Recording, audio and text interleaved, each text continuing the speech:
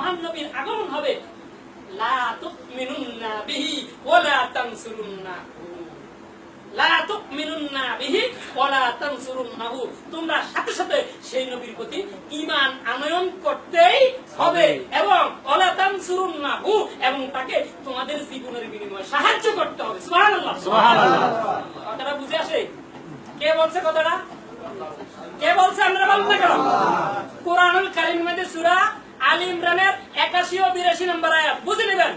আল্লাহ কইতেছে তোমাদের জীবনের বিনিময়ে তোমরা আমার নবীকে, সেই রাসূলকে ভালোবাসতে হবে এবং তোমাদের নবুয়ত হিকমত স্থগিত হয়ে যাবে। সুবহানাল্লাহ। যখন সেই নবীর আগমন হবে তোমাদের নবুয়ত স্থগিত হয়ে যাবে, তোমাদের নবুয়ত স্বীকৃতি দেওয়ার জন্য সেই নবী আসবে, সেই রাসূল আসবে, সেই রাসূল আসবে। সাথে সাথে আমার আল্লাহ পাক রব্বুল আলামিন বলতেছে, হ্যাঁ বলতেছে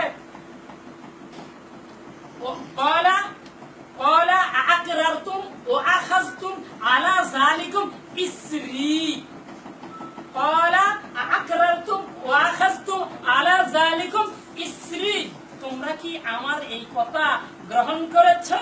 আমার এই কথার মাধ্যমে অটুট থাকবা? তোমরা কি তোমাদের জীবনের বিনিময়ে ভালোবাসবা?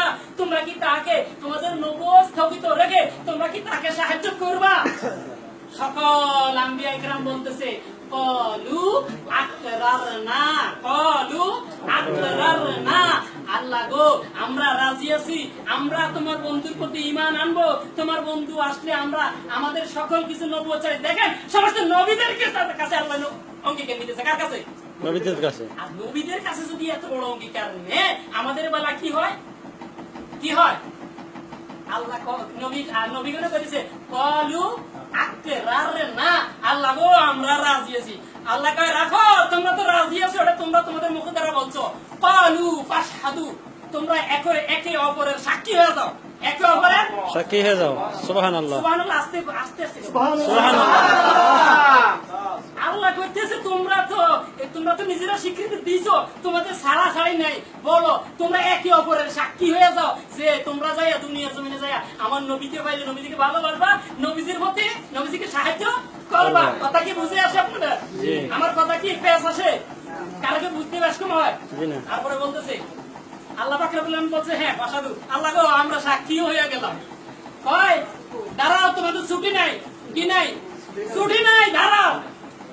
কি ও আনা মাকুম মিনাশ শাহিদিন, তোমরা যে